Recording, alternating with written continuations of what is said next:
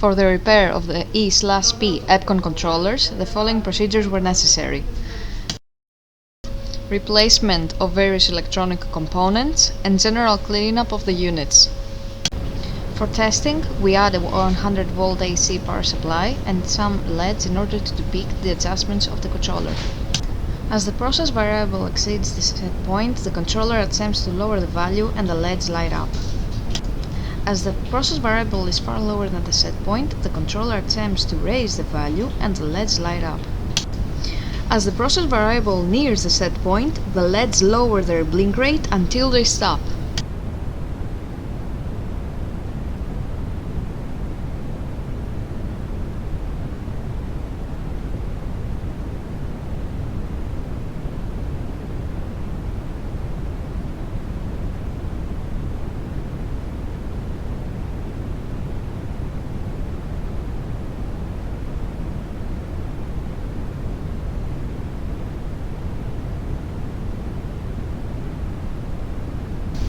The same process is repeated for the rest of the controllers.